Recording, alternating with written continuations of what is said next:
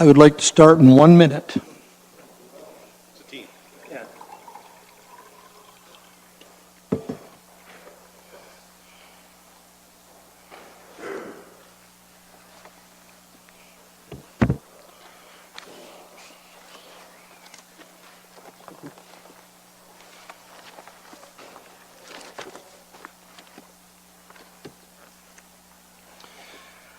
Okay. I'd just like to welcome everyone here this afternoon. It's a 2 o'clock start. I appreciate everyone coming in, and as you know, it's going to be, I think, a fairly long evening for us. I'm not sure where Councillor Wells is. He hasn't said anything. I have a feeling he'll be along, knowing Councillor Wells. So in the meantime, we'll start. Go ahead. Sorry, Mr. Mayor, my apologies. I meant to inform okay. you that Councillor Wells will be here in about a half an hour. He had a visitation. Hey, there's no rush. That's good. Thank you, Mr. Griselle. So again, welcome. We are going to begin this afternoon with the Norfolk Housing Corporation shareholder meeting. Looks like this. I see you have it in front of you. And when we are finished with that meeting, we will proceed directly into council meeting. And again, clerk reminds me that we've got a lot to do tonight, and myself and my council should try to keep our comments as concise as we can and related to the motion on the floor. So, shareholders, do you have any declaration to declare for pecuniary interest? Mr. Clerk, none are declared. We have a presentation at this time. Mr. Jeff Miller, who is the president, is with us, and Deborah Felice is the CAO. We welcome Jeff and Deborah here. We know you.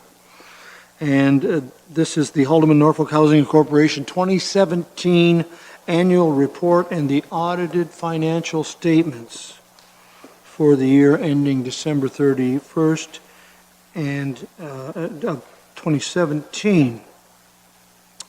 On page 3, you'll see the annual report, and following that are the auditor's report and financial statements on page 7. Mr. Miller, always good to see you. I'll turn everything over to you, sir. Good afternoon, Mayor Luke, councillors and staff members. My name is Jeff Miller, and I am the president of Haldeman Norfolk Housing Corporation. I'm here today with Deborah Felice, our CEO, to present our 2017 annual report to Norfolk County as one of our 2 municipal shareholders. Before I begin, I would like to thank and acknowledge our dedicated board members and HNHC staff for their contribution during the past year and their commitment and dedication to the housing sector and the residents' communities.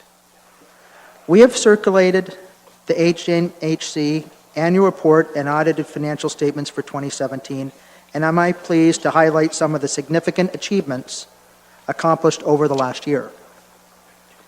In November 2017, the HNHC final regeneration report was completed, and in July of 2018, general findings outlined in the report were presented to Norfolk County Council. The report provided analysis of current HNHC portfolio and possible sites for intensification and the development of new housing. The report summarizes chronological waitlist stats demonstrating that 73% of the waitlist requires 1-bedroom units, and the highest need is in Simcoe, Dunnville, and Port Dover. The report identified the current HNHC Seniors Building on Regent Avenue in Port Dover as an ideal location for a greater intensification and the development of an additional 23 1-bedroom units. We are currently seeking shareholder consent to proceed with our CMHC seed money application for pre-development costs, awaiting approval of our Regent Ave business plan, and will continue in our efforts to actualize the development over the next year. It is important that to NHC that we are able to provide safe and adequate housing that supports an excellent quality of life for the residents. Although the report identified $11 million in unmet capital needs, We carefully assess building improvements that will extend the useful life of each community and then prioritize the work based on criteria such as legislation, health and safety, preventive maintenance needs, and risk aversion. The 2017 capital improvements completed across the NHHC portfolio totaled $885,500, and the Norfolk investment portion represented a total of $493,888. A combination of planned, emergency capital, and social housing investment program, SHIP, provincially funded improvements. In Norfolk County, these capital improvements include work such as asbestos removal, floor replacement, electrical enhancements, asphalt driveway, roofing improvements, and high-efficiency boiler replacement. With respect to the annual report before you, please note a healthy surplus of $238,660 at year-end 2017. This surplus represents excess subsidy received prior to the net impact of the reassessment of property valuations completed by MPAC in the late 2016 and the implemented late spring of 2017. Other savings were experienced in electricity costs as a result of the Fair Hydro Plan, the Ontario Provincial Rebate, and a Union Gas incentive received from Union Gas for 2 boiler retrofit projects. Other savings include the completion of 2 mortgages, savings in salaries, wages, and administrative costs. As a result of the surpluses, we were able to contribute to our capital and operational reserves for future needs across the asset, and in 2018, the planned capital budget was increased from $500,000 in 2017 to $625,000 in 2018. This increase will help in reducing the backlog of capital jobs, which will be required to be completed in the next several years. In 2017, HNHC responded to an RFP for the delivery of homelessness services, and although we were unsuccessful in this bid, we are here to support community initiatives and new innovative solutions that will reduce homelessness. In 2017, we conducted a tenant satisfaction survey in order to identify the issues that matter most to our residents and inform NHHC's strategic direction. A 42% response rate to the survey documented an 82% satisfaction rate with the delivery of NHHC services. The survey identified areas of improvement, including window retrofits, security cameras, and renewal of building elements such as new flooring. A second survey was conducted to assess the level of interest regarding smoke-free living environment. The feedback received from residents will help to inform future policy related to smoke-free housing options. In closing, we believe that NHHC assets, our engagement in various partnerships, and the value-added service provided by NHHC that will ensure sustainable, affordable housing program so very much needed in both counties. At this time, I just wanted to thank Jim, Noel, and Harold for your support over the years. This will be the last year I'll be able to present to you guys, but it's been my honor to serve with you guys. Thank you very much for this opportunity today and our ongoing support. Deborah and I would be happy to answer any questions you may have. Thank you. Well, thank you very much, Mr. Miller, and certainly I'll open it for questions. And I will start with Councillor Brunt and then Councillor Black. Thank you, Mayor Luke. Just very quickly, and thanks, Jeff, for your presentation. When you say on the sheet here, it says a 55%, or is it just 55 total unit turnovers? 55. What happens to those when you turn them over? Like, does that mean they've left to go on their own, or is that, what does that mean? That means that you're right. They've left. In some cases, they're deceased. Okay. They may be moving into other areas. And that basically means that that's the turnover from an old tenant to a new tenant. Okay. My other question relates to the little section there all about secondhand smoke. And I was surprised to see the survey of how many disagree and strongly disagree. That surprised, well, maybe it didn't surprise me, but how, so do you allow smoking now in any of the houses? Yes, You do? yes. And what happens with the cannabis? At the present time, we will still allow them to smoke cannabis. One thing we came out with this particular week at our last meeting is we set up a policy of not being able to grow marijuana in our buildings, but we still have to let them smoke cannabis. Well, whether it's, I guess what I'm starting to wonder is if you'd allow that, any kind of, it's nothing worse, in my opinion, to move into a place that's has smoke in the building. It stands out, and I'm just wondering, like for the people that strongly agree not to have it, but eventually when you have units available that have been cannabis affected, how do you think those people are going to react? They may not want to use your facility. The hard thing to do at the present time, there's a special paint that you use that will actually take the smell away. Yeah. The other thing is when it comes to the smoking, related to the smoke issues, it's kind of been a balancing act as to, in some areas, other jurisdictions, they've automatically went to no smoking. Right. But they still have to grandfather that particular tenant to be allowed to smoking until they actually change or they've had some turnover. But at present, you still have to watch, it's a balancing act. Well, Okay, I'm going to interrupt just for a second. My apologies, Mr. Brun.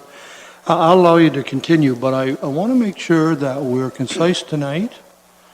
We're really here to deal with their audited report. Right. And I certainly will entertain, I think I'm very good at that, in allowing people to ask some questions, but we'll try to, so you continue, and I'm just asking if we can deal with this rather than get into the day-to-day operation of how they handle things. But continue. I just want to make that statement. Thank you. Thank you. Sorry to interrupt. Go ahead, okay, please. just very quickly. Yes. I guess, did your board discuss not allowing smoking in your units, period? Through you, Mr. Chair, I can answer. We decided that doing the survey once to get a feel of what our residents wanted. Right. And we didn't feel that the response was sufficient enough to approve going smoke-free. The board approved doing the survey again a year from now and then measure, has there been a change in the outcome? At that time, we'll have a sense of how cannabis is also impacting our units and our residents. And at that time, the board could make a motion to go to smoke-free. What it would mean is we would probably grandfather every tenant that currently is in the units, Right. but at turnover, those 55 turnovers or whatever they are, they would sign a different lease moving in that would prevent smoking in their unit and the use of cannabis. So That's will be a year from now. Okay, so the bottom line is you do have that authority to ban it. Thank you. Thank you, and it's certainly a good question, Councillor Brun. Any other speakers we have now are Councillor Black and then Councillor Oliver. Thank you, Mayor Luke, and I had the similar question. I'm glad that you're looking at the smoking issue. I have apartments. I know if someone smokes, I get nicotine on the wall. It costs me $1,000 at least, to remove the nicotine and paint. So I'm glad you're looking at that because I think that there's a large cost just for cleaning. The Regent Seniors property, is that facility just for seniors? Yes. It's just for seniors? Yes, at the Okay. current time, yes. All right. And is there a Norfolk County portion that will be required for building the new section for that seniors in Port Dover? You're speaking to a financial contribution? Yes. So at this time, we're seeking approval just to do the pre-development work. Once we've confirmed that we're able to do that build, then we would work with the service manager and figure out how we were going to finance the build. There's a number of ways to do it. We could do it through lending, remortgaging, provincial grants. If there's new investment in affordable housing money available, we would apply to the service manager for some of that funding. So once we are good to go as far as developing, then we would look at all our financing options. Yes, there could be a contribution, but at this time we don't know. Thank you. Mr. Oliver, please. Thank you very much, Mr. Mayor, and thank you folks for your presentation. And again, my compliments to whoever it is that designs your annual report. It's concise, but very informative. My question is on page 3 of the handout that we have here, which is, I guess, the first page of your annual report, and it's the rent payment performance rate line. And I would suggest that's pretty good. You went from 92% compliance to 94.5, almost 95. How does that compare with other municipal housing corporations around southwestern Ontario? Yeah, through you, Mr. Chair. So yes, that's running at about 5%. We would love it if it was at 1%. And what I'd like to see in the future is our ability to split it out by seniors and then other populations. Typically, dare I say, seniors often have a lower percentage rate. Example, one of the contracts we manage, we've had 0 arrears for over a year in Delhi. So I'd like to be able to split it out as far as how we compare to other communities. I'd say we're doing very well. Mr. Height? Thank you, Mayor Luke. On your statement of ops, I see here there's some municipal funding -SHIP in the amount of $371,000, and you hadn't received that in 2016. What is that funding, and did it come from Norfolk County and Haldimand County together?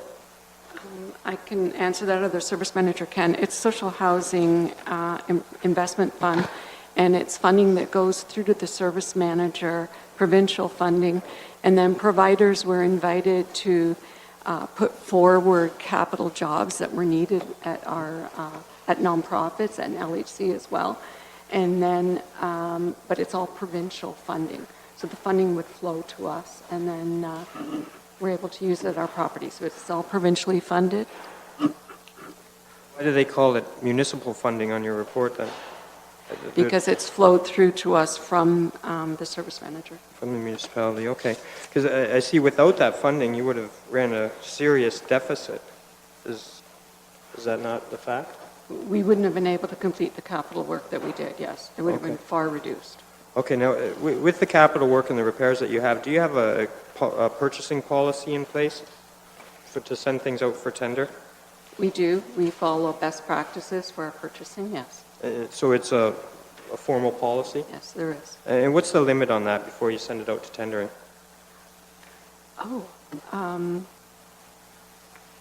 can I get back to you on that? Yeah. I should know that answer. I apologize. No problem. And then quickly, your phone bill seems excessive, but I hope you guys look at using some technology to keep that down a bit. It seems to be stable, which isn't necessarily a good thing considering phones are getting cheaper. And my last question, Mr. Mayor, through you to the deputation, is the note number 9 on page 17, contingent liabilities. It says here there's 1.1 million in outstanding debentures on specific properties, and that the province actually, or the ministry, pays these balances. So are you able to, I don't know, have more debentures and pass that cost on to the province by doing so? I don't believe so. I can note that the debentures, I believe in 2013, were 2.1 million, and now they're half of that. They're 1.5 million, so they are going down. But as far as I know, no, we're not allowed to. I'll pass to the service manager for an answer on that, but no. It would be remortgaging our properties, not going back to debentures if we were going to lend on that. What you can't issue new debentures? Not to my knowledge, no. No? Heidi, Okay. perhaps you, I don't believe so. Mr. Mayor, through you to Councillor Height, that's correct. So as the debentures are paid down, you'll see as well that that's reflective of the amount of federal funding. As the debentures get paid down, the amount of federal funding gets paid down as well, and that's directly connected to the original funding agreement that was provided when the housing was built. If there was a property that was to be remortgaged or a new build that had a mortgage, that would be the responsibility of the Housing Corporation. And if there was public funds that were required in order to meet those financial obligations, that would be municipal funding. That would not be provincial or federal funding. Okay, and last question, are there plans in the future to build new buildings and then debenture them and fund them? Through Mr. Chair, yes, it's the HNHC strategic plan to build more buildings, yes, to Okay. assist with the affordable housing. Can I make a comment on the debentures, though, because on the cover page of our annual report, it does show the provincial federal funding has decreased from 2016 from 169,000 down to 76,000. And I would advocate that the challenge with that is as those debentures decrease, then it will increase it will need to either increase the municipal subsidy, or HNHC is going to have to go into a world of mixed rents so that we can then increase our rental revenues. And is that a bad thing, having the mixed rents? I believe that's a good thing in my opinion, and I believe that's supported by the board. Yes. Okay, thank you. Thank you. Mr. Columbus? Thank you, Mr. Chair. Question, did you mention the number of units that are managed by the Housing Corporation in Yes, it's about 150. 150 total? Okay, thanks. The one question I have, your expenditures in 2017 are roughly 2.8 million, and you are showing here a surplus for that year of approximately 259,000. Is that fair? Oh, I see all good here. That's good budgeting and spending. Thank you. Any other questions, Debbie or Jeff? Okay, Jeff, Deborah, thank you very much for being here and bringing this presentation. Welcome, Mr. Wells. No declaration here on this. Okay, just wanted to give you that opportunity. I have three motions then, I'll get right to it. Moved by shareholder Columbus, seconded by shareholder Oliver, that the shareholder resolution in 2018-01 pertaining to the receipt of the 2017 audited financial statements of the Housing Corporation be received for information. Any discussion on that? Those in favor? That is carried. Thank you. Secondly, it's been moved by shareholder Columbus and seconded by shareholder Oliver that the shareholder resolution 2018-02 pertaining to the appointment of Millard, Rouse and Rosebrugg as the financial auditor for the fiscal year ending December the 1st, 2018 be approved. Discussion on that. I hear none. Those in favor? Carried. The last one is, I'll need a mover in a second in a moment, that the shareholders meeting of the Haldimand Norfolk Housing Corporation shareholders meeting held on September the 25th, 2018 be adjourned. I need a mover and a seconder. Mr. Wells, Mr. Brunton. Any discussion on this? Yes, Mr. Oliver. Mr. Chairman, just on that previous motion, the fiscal year end and the appointment of the auditors, did I hear you say December 1st or December 31st? I said December 1st. Is that correct, or should it be December 31st, because their report goes to December 31st? Thank you. You know, it took you a little while to get that, but I'll tell you, you're a lot quicker than the rest of us. I have made that change, the 31st. Thank you. Yeah. To adjourn is carried. I think I called the motion. Yeah. No. Those in favor of adjournment? Shareholders meeting, that is carried. Thank you. So we'll put that aside.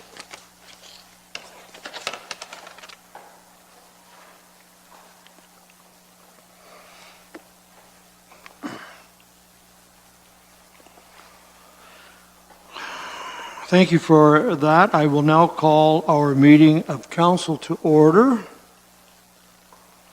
And to begin with, we do have a brief ceremonial activity recognizing the service of those council members that have opted to not run again for the next term. And I would like first to have Councillor Height to come up and meet me at the front, please.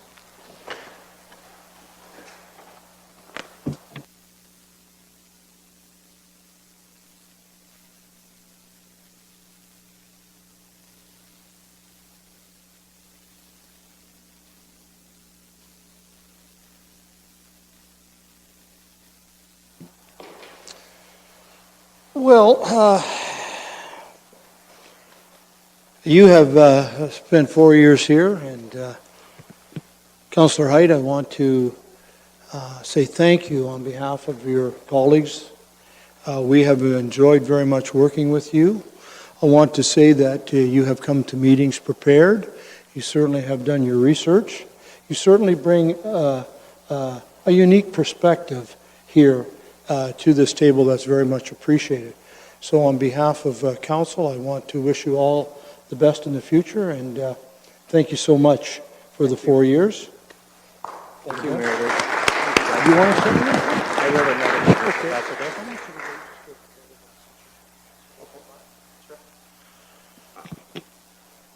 Councillor Oliver, please, if you want to come up.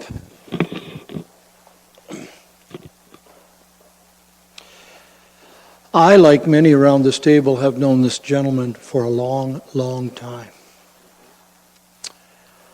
And I want to say that he's been a very, very, very good counselor and has brought so much knowledge, experience to this table over the last 12 years.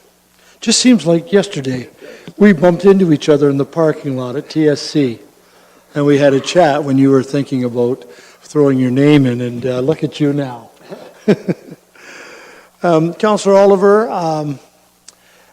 the thing that you have taught me is you are a counselor that can be tough and get your point across, and yet you don't do it at anybody else's expense. You are a true professional. And I want to say on behalf of this council, we thank you for your time, your friendship with us, and all the best to you in your new adventure, and thank you.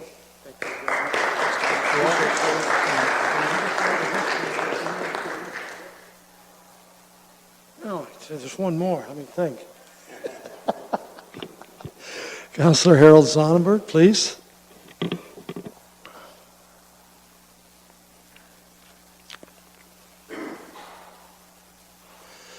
They're all smiling. Every one of them is smiling. Well, Councillor Harold Sonnenberg, as everyone knows, was here from inception in 2001. I had heard of this gentleman, but I didn't really meet him. Well, if I did, I don't remember. But I didn't really meet you, I don't believe, until we were here. And I certainly come to realize very quickly that you are, I'm going to miss your stories, but over and above that, you have, for the past 18 years, represented Ward 7 very well. And on behalf of this council, Harold, I want to wish you all the very best, and all of us here, thank you, and we're going to miss you as well. Thank you.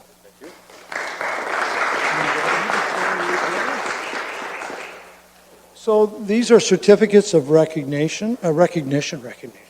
Sorry. These are certificates of recognition, and they are to recognize Councillor Height for the years 2014 to 2018, Councillor Oliver for the years 2006 to 2018, and Councillor Sonnenberg for the years 2001 through to 2018. Thank you.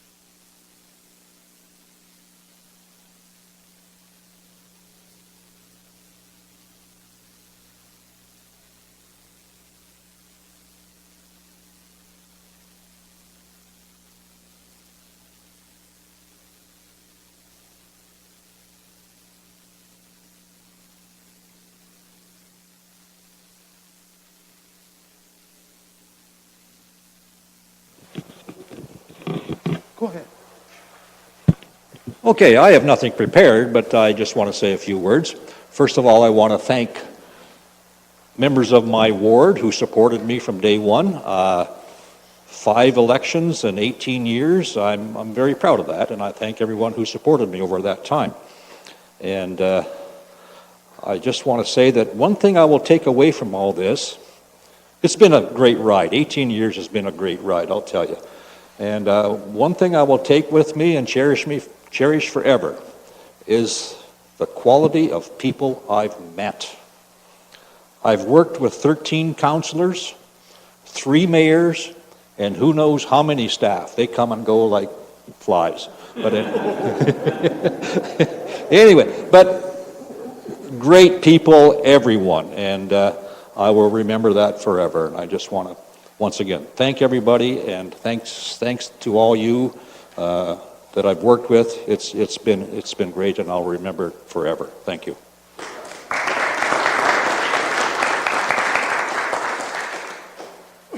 Thank you, Mayor Luke, for giving us this chance to say a few words. I too don't have anything prepared, but this is easy for me. I have been a councillor, as the mayor said, for 12 years, and I can tell you they have been 12 wonderful years.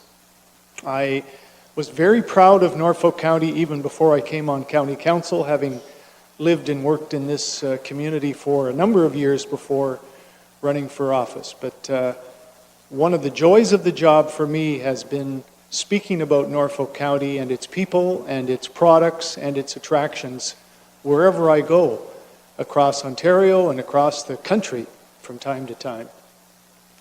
And as with Councillor Sonnenberg, I have truly enjoyed working with fellow councillors.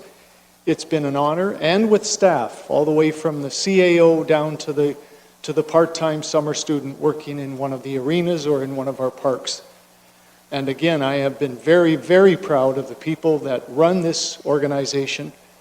And the one thing that I can say about all of us, whether it's councillors or members of the staff team, we have all done our best every day. And that's all anyone can ask of us. And that's all anyone can ask of you who are still running for office in the next election, and of course our staff. So once again, Mr. Mayor, thank you very much. It has been an honor these past 12 years, and I will continue to watch Norfolk County's progress in the future and continue to speak very, very highly of it for the rest of my life. Thank you.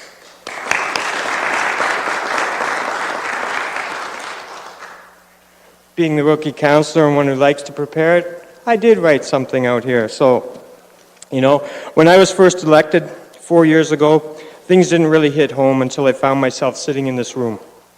It makes me realize that the history has existed in this council chambers. There's a very long history here. I sometimes wonder if Lieutenant Governor Simcoe would approve of our decisions. Then again, sometimes I wonder if the inmates would either. It's definitely been a tricky business running a government, and much different than running my own business. It's been a tough lesson for me to learn, and I still believe that governments need to change how they do business. Having ran my own business for the last 20 years, and then having to get 5 votes to get something done has definitely been a test for me. This has definitely been an education over the last 4 years. It's like going to university, but actually getting paid something to do it. All right, and I appreciate all of that. You know, I want to thank council for the wisdom that they have imparted on me while working with them for the last 4 years. You guys have been great to work with. You know, you've taught me a lot. Your experience at this table means a lot. It means a lot to the residents of Norfolk County as well. All right? You know, experience is just such an asset. And I think by my presence here, I've added a new outlook on things, or at least I hope I have. You know, there's some days when I left here and I felt like we were the Looney Tunes cartoon, where you have Sam and Ralph, the sheepdog and the wolf, fighting and arguing and debating back and forth, and then at 5 o'clock when it's time to go home, everybody walks out together and everything's forgotten about that. It's never been anything personal. You know, I won't forget the time that we've spent working together. I appreciate everything you've done helping me, and for all of the work we did serving the public. Okay, I want to thank staff for putting up with me, okay, for trying to answer the endless amounts of questions that I bring. And I'm really happy with the management that we have, that we've changed during this term. I really feel we've had some, all good hires, and I think we're in pretty good hands going forward. I know there's a lot of work to be done, Mr. Johnson, and a lot of it will be up to you because it's the financial side of things, but I really think we have a good core group here to move forward and move into the future. All right? I'd like to thank Tamara for listening to me all those nights that I came home, all wound up from council, and providing me with a second opinion and a different perspective on the issues. I think you gentlemen around here know how important it is for your partner to be supportive behind you, and I really think that public official spouses are heroes and heroines in their own rights. I know I won't be here, so I'll have some more time. I'm looking forward to spending it with my daughters, Hannah and Sarah. Over these past 4 years, I've missed a lot of events that I probably shouldn't, but, it's the sacrifice you put forward. Most of all, I'd really like to thank the residents of Norfolk County for allowing me the honor of representing them here in this House. I still can't get over how many people watch this on Tuesday nights. And I apologize now for making you suffer through that commercial. Okay, you know the one, the song. I've tried for numerous years to get that changed, so I'm sorry right now for not being able to get that done for you. It's been an absolute pleasure and an honor to introduce myself as Noel Height, Norfolk County Councillor representing Ward 1, the most beautiful ward in Norfolk County.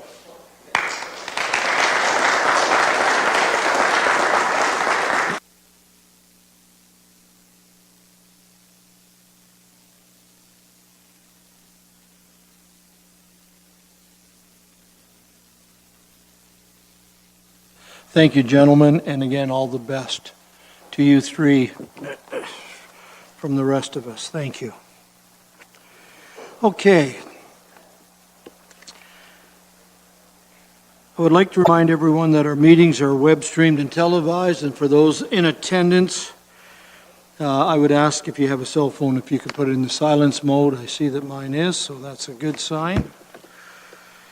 Now, you're well aware of the agenda. We are starting our public meeting at 4 o'clock this afternoon.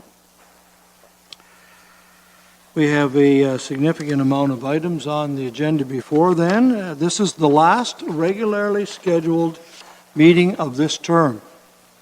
It is a heavy agenda, so I would ask staff and council to do their best to move it along. I think that we can all agree that being the last council in the term, we will do some other business tonight.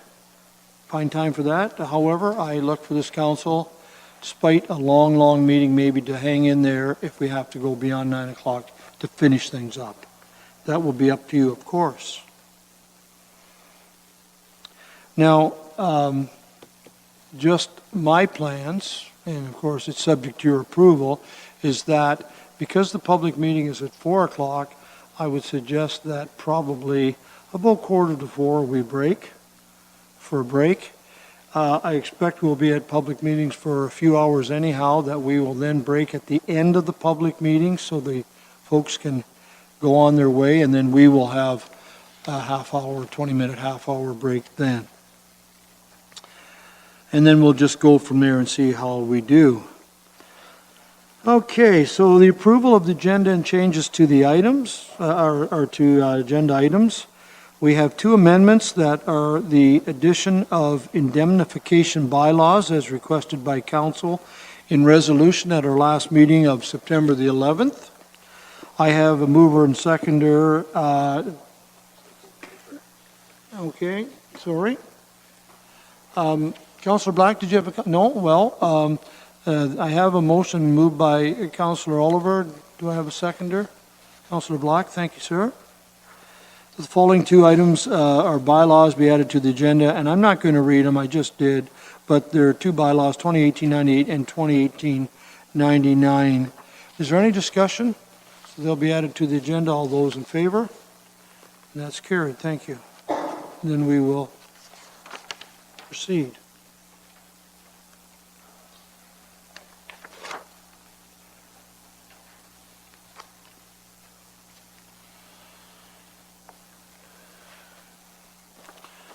I'm hopeful to get through these consent items. I see the clock clerk staring at me, giving me an evil look.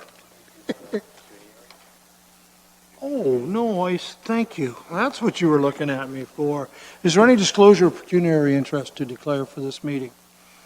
Thank you, I did miss it, boy. None have been brought to my attention. Consent items. I am not going to read this whole motion. Oh, Councillor Height? Yes, sir. We pull the terms of reference. Which one? You would like that removed for discussion? Okay, we will remove the first one for discussion. Anyone else before we get into this? That we will do. It has been moved by Councillor Columbus and seconded by Councillor Oliver that consent items B and C be approved as presented. And item B is 1898, that's the heritage designation amendment for 329 Queen Street in Delhi. And the other one is staff report PW 18-54, and that is the amendment of the Town Howe landfill agreement. Those in favor? Those two are now carried. So, at Councillor Height's request, we will go to staff report DCS 18-97 on page 7. This is the Heritage and Culture Advisory Committee terms of reference. I'm going right to you, Councillor Height, please. Thank you, Mayor Luke. As you'll see in this report, we're looking for, basically, I see 10 representatives and 1 council liaison. Now, it says basically here that 2 representatives all represent like the Delhi Tobacco Museum, Beaverbrook Donnelly, Norfolk Arts. These are all municipally owned buildings with 2 on each one. Well, there's staff there, and I'm assuming that all of our staff meet. So I think we're missing the mark here a little bit. What if the public wants to get on there that isn't involved in these certain places? Like, we're missing theater, we're missing music, we're missing private artists being representative. Where's the public? I know that these public, but they're representing these municipal buildings. 11 seems excessive to me, but then you're kind of taking out a bunch of things in the equation.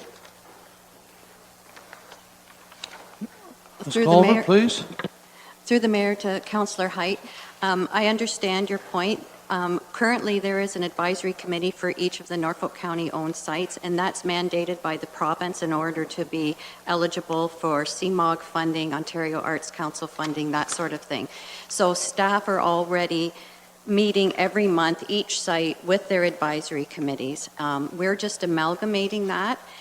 While the people that will apply for this are representing particular sites, they can be from anywhere in the community and can bring their special interest to the table. So we're hoping that there are other people that will bring their love of theater or their passion for the arts or whatever it may be to the table.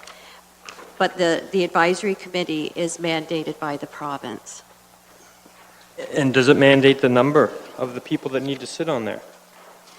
Through the mayor to Councillor Height, no, that's a number that we came up with when I went out to the advisory committees that are currently sitting.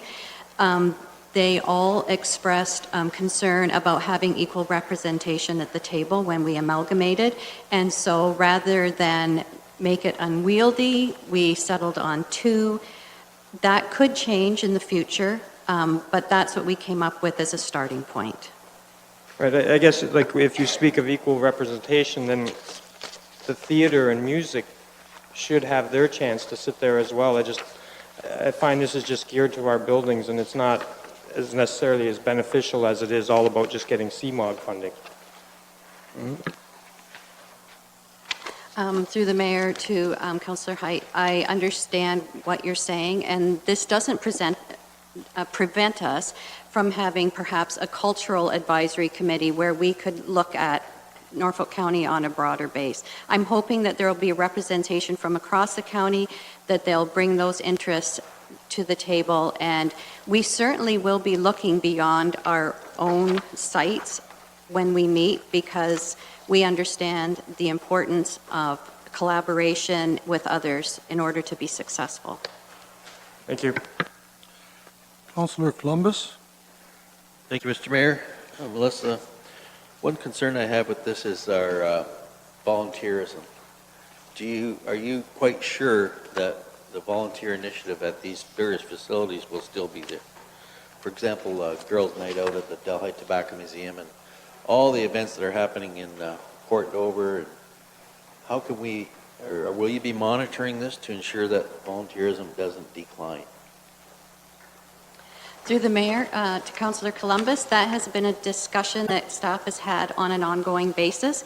And we are committed to keeping our volunteer base up. I attended Delhi's advisory committee meeting last Monday, where they actually established a subcommittee of volunteers that would help with special events, and all sites are looking at the same sorts of things. So creating subcommittees that will deal with the various aspects of the museum, whether it's special events, fundraising, programming, collections management, that kind of thing. We're committed to maintaining and recruiting volunteers, and I will definitely be monitoring that.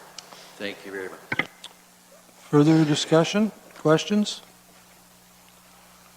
The motion is that this report, DCS 1897, from the Heritage and Culture Advisory Terms of Reference, be received as information that Council hereby approves the terms of reference therein. Discussion, Councillor Black? Just wondering when, after this is approved, when the advertising might go out looking for these individuals. Would it be before the end of the year or after to the next term? Through the mayor to Councillor Black, it'll be as soon as possible. We would like to have the advisory committee established for January 2019. And if anybody's listening, and I know there is an interested party behind me that wants to apply, how would they go about that? Would we have to wait until this is fully approved?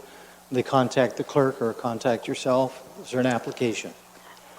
Through the mayor to Councillor Black, that's how it works. So there will be an advertisement that will go out, a public notice, and then there's an application that all advisory committee applicants use, and it goes to the clerk's office, who then funnels it through to my department. Thank you. Further? I will need a mover and seconder, please. Black? Brunton? I did read the motion to receive as information and approve. Black has moved, Brunton has seconded. Any further discussion on the motion? Those in favor? Those opposed? That is carried. Now I'm looking at my watch because we do have a 4 o'clock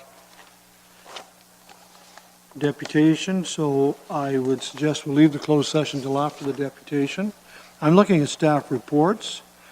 I know there are some folks here interested in 7B, the cannabis privatization report. I don't know if we can get that in the next 10, 15 minutes, and then they can be on their way. Would that make sense? Let's try it.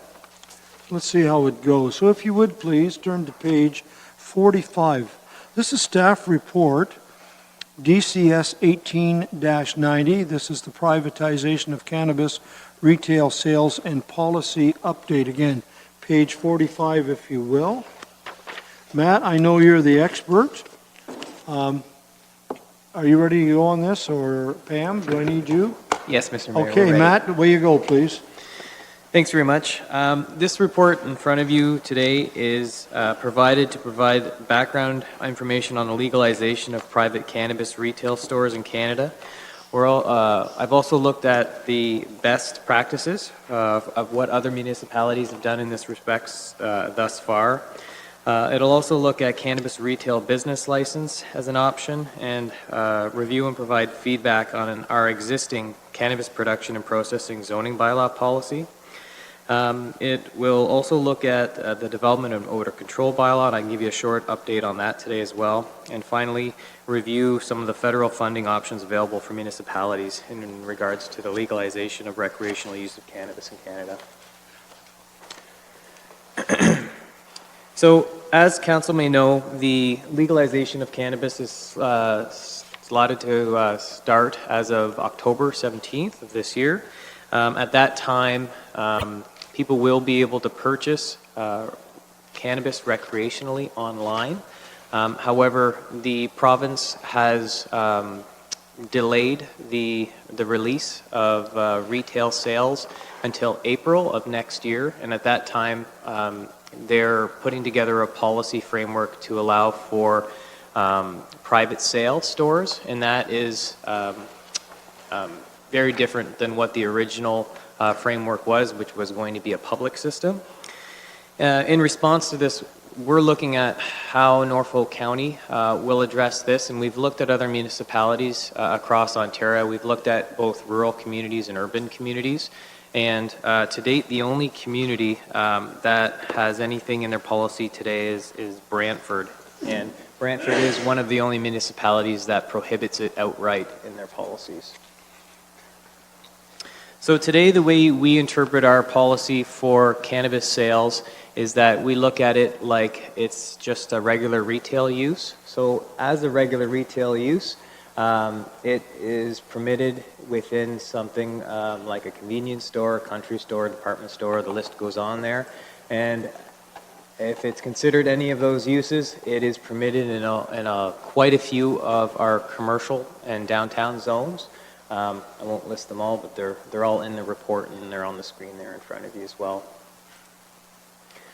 So we have options for what we can do and how we address retail sales of cannabis in Norfolk County. Option A is to basically follow how we address and interpret them today, and that is we utilize existing retail uses. With this option, nothing would change. Option B is we utilize existing retail uses and prepare a zoning bylaw amendment to implement setback controls for cannabis retail sales. Option C is similar, but we would identify specific zones where cannabis retail sales would be permitted.